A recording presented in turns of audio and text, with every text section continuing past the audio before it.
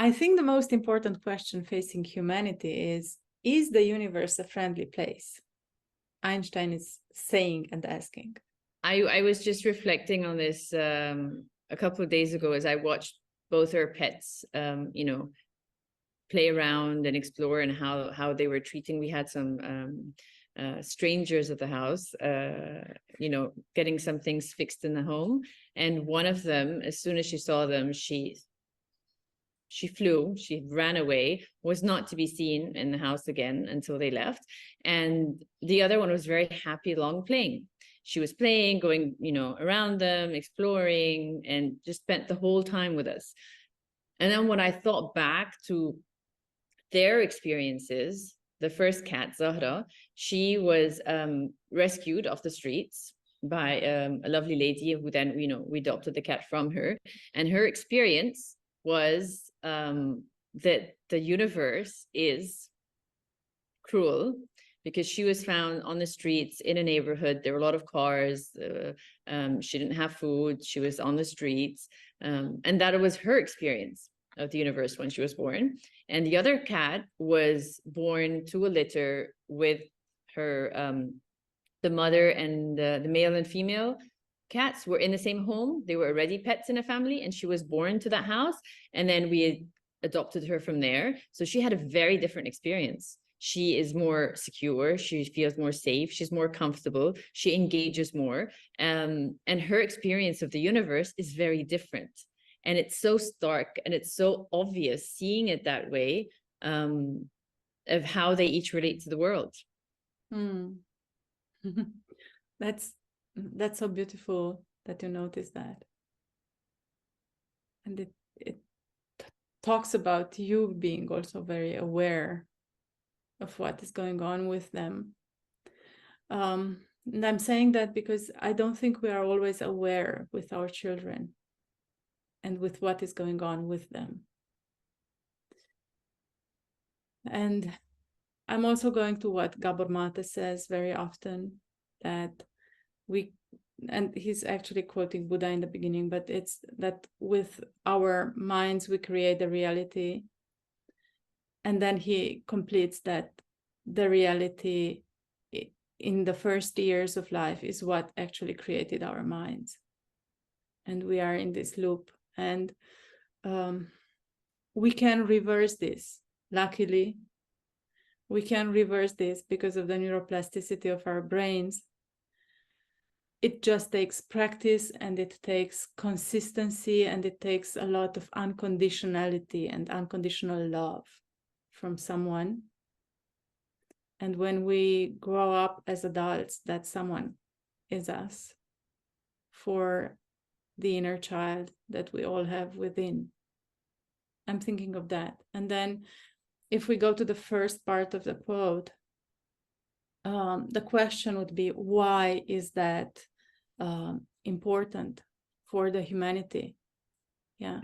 And we live in this global world now where, you know, we can meet so many people from so many different races and areas and cultures. And then I think that's very important on how we take what we get together, when we get together, how we present ourselves. Because if I'm secure that the world is a friendly place, then I'm able to be more open, to embrace whatever comes towards me. And if not, then I'm always triggered, and I'm fearful, and I'm, you know, and we move towards this world that is going to be really not homogeneous anymore. And then, yeah, that's important. I love how you related it all the way back to earlier experiences, and, you know, the mentioning of Gabor Mate and how he says that the earlier experiences are what create our mind or shape our mind. I hope I'm paraphrasing that accurately. And it's so important to note that, because as the example of the cat, so be it with children, and so be it with babies. And it's actually counter to what culture says a lot of the times of, He was too young, he didn't remember. He was too young, this didn't impact him. You know, this happened when you're so young, he won't remember, he won't see, he won't recall, it won't impact him. However, it does. It does. And, you know, if we go as far as, you know, the experience in utero, whether the mother had anxiety, whether the mother had, you know, any challenges, the baby is there with her, experiencing this with her. And if we're also to take it, you know, afterwards, going into the universe, what was the birth experience like? There's this baby coming out into this world. Was it, you know, like hospitals now, they have all these neon lights and flashlights, and it's noisy and it's loud, and this baby was inside his mother's tummy and in this rocking, you know, whoosh sound for so long, very soothing, and all of a sudden they're into this. And it's just having the awareness of all that. I'm not saying we can change it. I'm not saying we need to change it, but it's knowing that all this does then explain and illustrate to a baby, to a child, to someone coming into this universe, is this a friendly universe? I don't know about Egypt, but here, if there's trouble in the family and if there's abuse and so on, one advice that was given, and it might still be given, was to put up with it until the kids are older and then to separate. But if we go back to what you were saying, it's the other way around, exactly, because the first years are so impactful on how a person is afterwards. And then if we put up with abuse for the sake of our children, it's actually in reverse. And sometimes we don't realize, sometimes we are not able to change. It's just that I think we need to raise awareness about this as a culture, that the first years are very impactful on a child's nervous system and on the child.